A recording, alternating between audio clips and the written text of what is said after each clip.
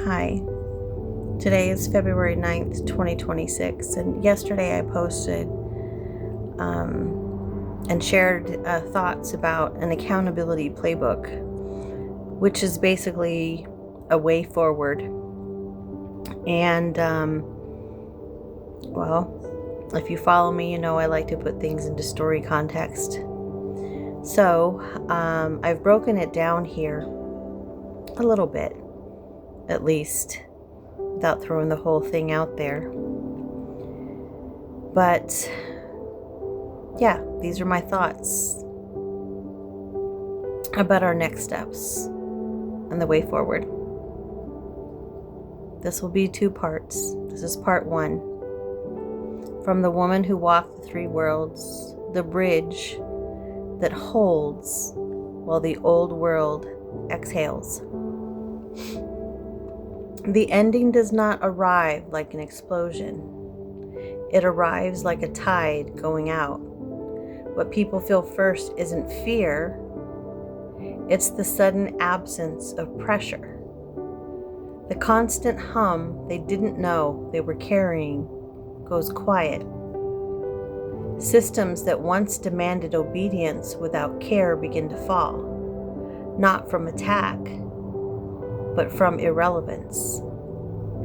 Because elsewhere, simultaneously, something else is already running. The woman who walked the 3 worlds knows this moment well. She stood in endings before. She knows better than to burn what still holds people inside of it. So she does not tear it down. She opens a parallel channel. The Council of 9 convenes between timelines. They do not meet in a room. They meet in overlap. 9 perspectives, 9 disciplines, 9 ways of seeing time. Legal, economic, spiritual, ecological, technological, ancestral, psychological, planetary, and cosmic. They speak in sequence, not to dominate, but to braid. One voice says, no system sunsets without a full accounting. Another answers, no audit becomes a weapon. Another, no replacement is built on vengeance. And another, quieter still, no bridge collapses while people are still crossing. This is the law of transition.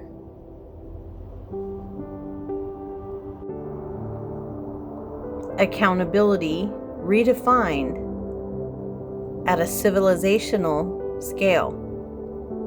Accountability here does not mean blame alone. It means traceability. Every institution, governmental, corporate, carceral, financial, enters review not as enemy, but as a case study. What was this system created to do? Where did it succeed? And where did it fail? Who benefited? Who was harmed? And what continued only because it was profitable to ignore the damage? Nothing is erased. Nothing is whitewashed. And nothing is rushed. This is a real audit. Financial, ethical, and energetic. Before the council understands something the old world refused to admit,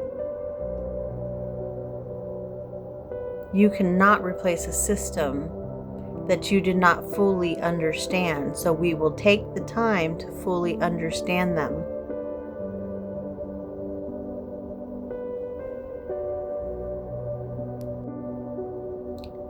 The Sunset Protocol. Some structures are not dismantled by force. They're allowed to complete their arc. Funding tapers instead of vanishing. Authority narrows instead of imploding. Oversight increases as autonomy decreases. This is not mercy for institutions. It is protection for the people still relying on them. ICE does not disappear overnight, although many of us would love for that to happen. We are being realistic. But ICE is contained, it's audited, it's mirrored, it's outgrown, and that includes it's accountable. Parallel humanitarian intake systems are already running. Community-based processing, international oversight, trauma-informed case handling, transparent data trails, clear timelines, and no indefinite holding. As these systems prove they work, better, safer, cheaper, more human, the old one is no longer defended. It simply becomes unnecessary, and then it is retired. The woman's role in the new way. The woman who walked the three worlds does not govern. She midwives.